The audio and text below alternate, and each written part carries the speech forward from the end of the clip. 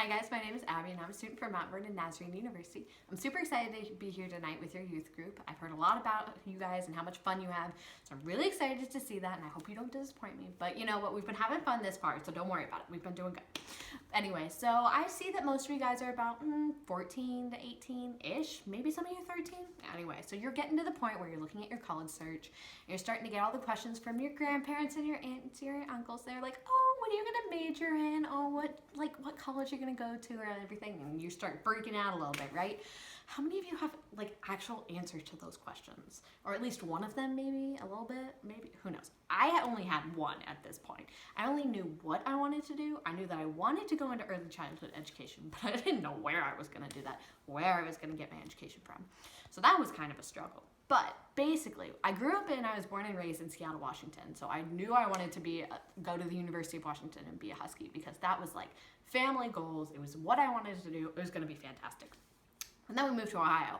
And so then I was like, well, that's really far away. That's like thousands of miles. And we have family here and my siblings, and that would just be too much. But it was still a thought in the back of my head. So, you know, it was okay. I would get there eventually. So junior year of high school, I was like, you know what? I'm going to look at colleges here. So I looked and I was looking and I fell in love with this place. It was so amazing. It was Miami University in Oxford, Ohio. I know that's not what you were expecting me to say, but it was. And so I went on a tour and I just fell in love with every aspect of it. It was so amazing. And I knew I wanted to spend the next 4 years there as a Miami Redhawk because I was like, this is awesome. They have everything I want. They travel everywhere. They have an amazing education program. And I'm like, yes, this is where I'm going to be. So I was completely set on it. And I was like, ooh, I want my best friend Marissa to come on a tour with me because then we could be roommates and she can fall in love with it too and we can spend the next 4 years together. It's going to be great.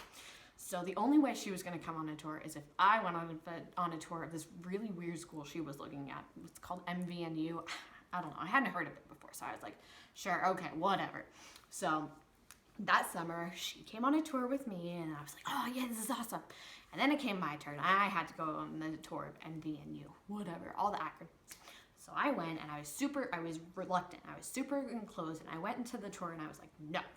I'm going to go to Miami. I'm just going to do this. This is my plan. My plan. So I went and they were showing me all of these things and they just kept talking about how like, you know, it's a really community feel and how like they had this gorgeous chapel and there were just a ton of my different like favorite songs that they were playing during this chapel service. And they were talking about their missions that they do, 2-week spring break trips. Like, who does that? I was like, whoa, that's cool. Yeah. How they have 15-to-1 like class sizes. That was cool too. I was like, okay. But I was still set. I was so closed. I was set on Miami. So I was like, whatever. So throughout the tour, God kept putting different things in my way, like, hey, Abby, you gotta look at this. But I just wasn't having any of it. So anyways, reluctant, I left the campus and I was like, okay, whatever, sure, I'll apply, I'll look at it, it's fine, but I'm gonna go to Miami. So left the campus, totally fine. Then as my senior year started coming around, I applied to all the places and I ended up getting waitlisted from Miami. I was like, what? Okay, whatever. So as that went, I was like, okay, that's kind of weird. Maybe I'll start looking at MVNU a little more seriously. So I started looking and I was like, okay, this seems like a pretty cool place.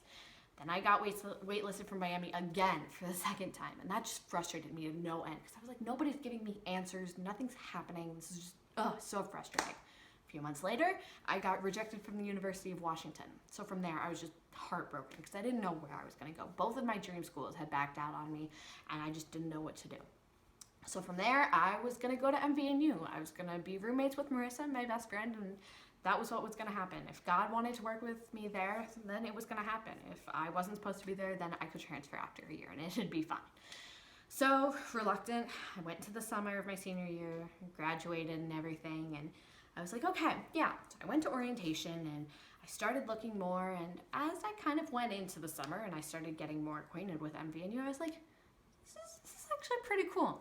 So I moved in and everything, and I got into Pioneer Hall, which is our freshman girls dorm, and I started to meet some pretty awesome people, and I was like, wow, this is okay, maybe I'm actually like in a place where I can learn to like this.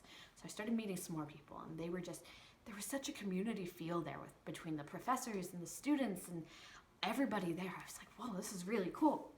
Everybody wanted to take you in. Everybody wanted to learn more about you.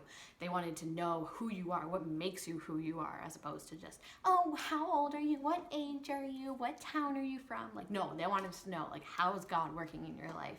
Why is this the way it is in your life? And they wanted to know about you. They wanted to know how to help you. And that was something that I hadn't really encountered before. So I didn't really know how to deal with it. So I started becoming more vulnerable with people. And I was like, yeah, okay. So I started talking to more people and more people. And obviously, you know, I like to talk because here I am. But so I started to talk even more and even more. And as I started looking, I was like, I like this place. I'm gonna make it what I can here. So I started becoming more involved.